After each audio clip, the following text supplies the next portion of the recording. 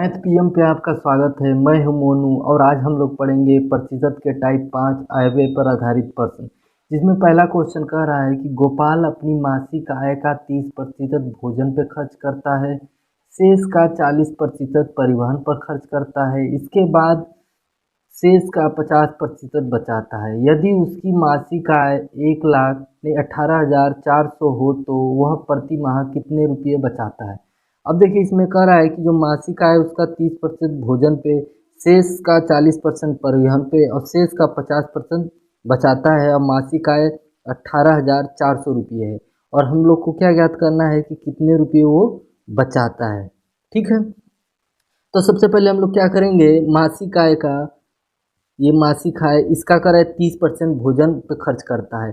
तो अगर 30% भोजन पे खर्च करता है, अगर भोजन को निकालना होगा तो हम यहाँ 30 रख के 100 से भाग देंगे, लेकिन हमको भोजन का तो निकालना नहीं है, निकालना है हमको शेष का। तो शेष कब से कैसे निकलेगा, 100 में से 30 घटा देंगे तभी तो शेष निकलेगा, और इसके लिए नीचे एक डबल जीरो बढ़ जाएगा। इसी तरह आगे भी इसी तरह प्रक्रिया चलती रहेगी। फिर देखिए ये कह रहा है कि 40% भोजन का, तो अगर परिवहन का पूछता तो हम यहाँ 40 लिख के गुणा कर देते, लेकिन परिवहन का पूछ नहीं रहा है, उसका कह रहा है कि शेष बताइए।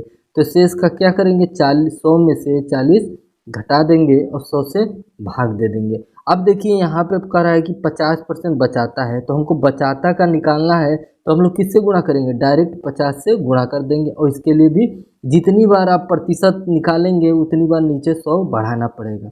उसके बाद हम लोग डायरेक्ट हल करेंगे। 18,400 है और ये 100 में से 30 गया कितना हुआ, 70/100। और 100 में से 40 गया कितना हुआ, 60/100। अब 50/100 ये हो गया। देखिए डबल जीरो से डबल जीरो कटेगा और ये 1 जीरो से 1 जीरो, 2 जीरो ये ऊपर कट गया, 2 जीरो नीचे कट गया। 50 से कम 50, 50 दूना 100, 2 एक कम 2, 2 3 6। अब गुणा करेंगे 7 से करेंगे, 7 चौक 28 का 8 और 7 तो 8 56 और 2 58 का 8 और 7 एक कम 7 और 5 11, 7 5 12 सॉरी। और फिर 3 बचा, 3 से करेंगे, 3 अट्ठे 24 का 4, 3 अट्ठे 24 और 2 26 और 3 दूना 6 और 2 8, 3 एक कम 3। तो हमारा कितना आया, कितना रुपया बचाता है, 38,864 रुपया, या कहें तो 3864 रुपया बचाता है। ठीक है, दूसरा क्वेश्चन, नारायण अपने मासिक वेतन का 30% शिक्षा पर व्यय करता है, शेष का 50% वह भोजन तथा परिवर्तन पर व्यय करता है, उसके बाद शेष में से 1,000 मकान का किराया देता है, अंत में उसके पास 1,800 रुपये बचते हैं। तो नारायण का मासिक वेतन ज्ञात कीजिए। ठीक है, नारायण कह रहा है कि उसके वेतन का 30% शिक्षा पर व्यय करता है, उसके बाद शेष, जब शेष कहेगा तो 100 में से 30 को घटाना पड़ेगा। ठीक है, अब आगे देखते हैं। मान लीजिए उसका हमको वेतन पता नहीं है, वेतन का 30% शिक्षा पे, तो कितना बचा, शेष कितना बचा, 100 में से, मान लीजिए हमेशा प्रतिशत कितना रहता है, 100% रहता है, तो 100 में से हम लोग क्या करेंगे, 30 घटाएंगे तभी तो शेष बचेगा। और जब एक बार परसेंट निकालेंगे तो 100 नीचे बढ़ाना पड़ेगा। फिर आकर रहा है कि भोजन पे 50%, फिर उसके बाद शेष कह रहा है, तो शेष कह रहा है तो हम लोग क्या करेंगे, 100 में से 50 घटाएंगे और जब एक बार परसेंट निकालें तो फिर 100 नीचे बढ़ाएंगे। फिर कह रहा है कि एक शेष का 1,000 किराए पे, अब ये परसेंट तो दिया नहीं है तो हम डायरेक्ट क्या करेंगे, 1,000 घटा देंगे। फिर अंत में शेष कितना बचा, 1,800 रुपया बचा। अब इसको हम लोग हल कर लेंगे और हम लोग का वेतन आ जाएगा। वेतन 100 में से 30 गया कितना हुआ, 70/100, 100 में से 50 गया 50/100। अभी देखिए माइनस है तो उधर जाके क्या हो जाएगा, प्लस में हो जाएगा, 1,800 प्लस 1,000। ठीक है, अब 1,800 और 1,000 जुड़ा तो कितना हुआ, 2,800 हो गया। अब ये 50 से कम 50, 50 दूना 100, 1 जीरो से 1 जीरो कट गया। ठीक है, अब ये कटेगा तो है नहीं, तो वेतन गुणे 7/10 गुणे 1/2। अब हम लोग क्या करेंगे, तिरछी गुणा करेंगे, मतलब 2 10 और 2 इसमें गुणा हो जाएगा 2,800 में, और फिर 7 जो यहाँ पे है तो वो नीचे आ जाएगा, क्योंकि गुणे में है तो नीचे में भाग में आ जाएगा। इधर क्या होगा, वेतन होगा। ठीक है, 7 कम 7, 7 चौक 28, 4 दूनी 8 हो गया, 2 जीरो ये 1 जीरो ये, कितना जीरो हो गया, 3 जीरो। तो उसका नारायण का मासिक वेतन कितना है, 8,000। यही हमारा आंसर हुआ। अब तीसरा क्वेश्चन कह रहा है कि एक आदमी अपनी आय का 5% निर्धन कोष में दान करता है, शेष आय का 20% बचत बैंक में जमा करता है, अंत में उसके पास 1919 रुपये बच जाते हैं, तो उसकी आय कितनी है। ठीक है, आय का कह रहा है कि 5% निर्धन कोष में, शेष का 20% बैंक बचत बैंक में, अंत में 1919 रुपया बच जाता है, तो उसकी आय ज्ञात कीजिए। आय हम लोग को क्या है उसकी पता नहीं है। अब 5% निर्धन कोष में जमा करता है, तो अगर हमको निर्धन कोष निकालना होता तो 5 से गुणा करते, लेकिन उस शेष निकालना है तो हम लोग को क्या करना है, 100 में से उसको घटा देना है। और जब एक बार परसेंट निकालेंगे तो एक बार नीचे 100 बढ़ाना पड़ेगा।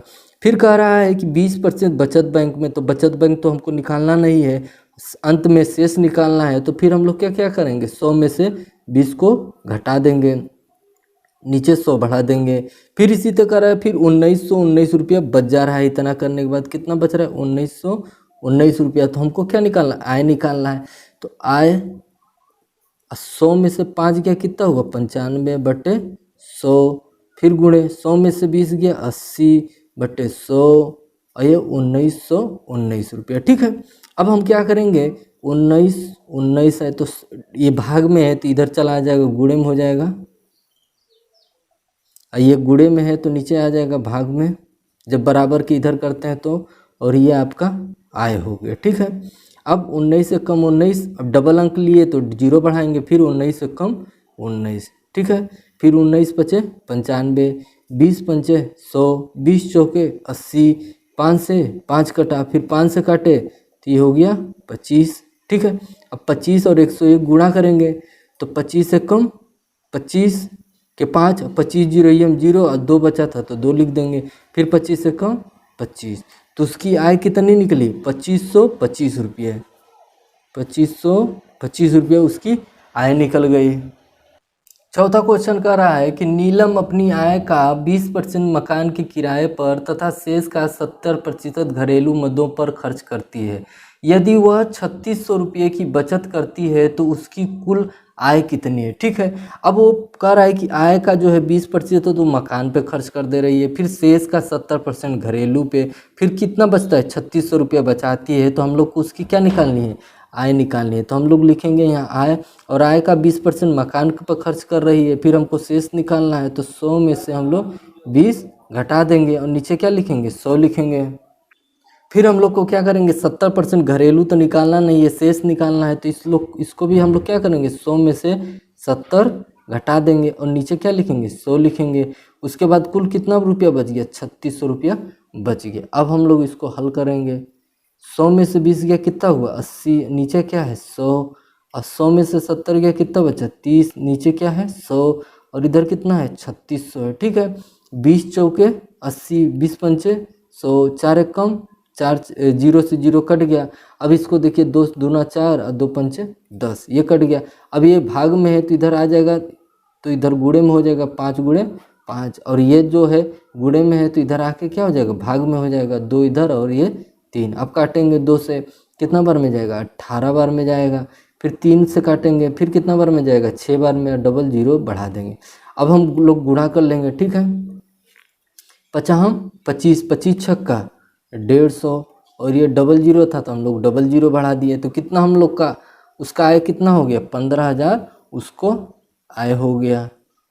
ये हमारा आंसर हो गया।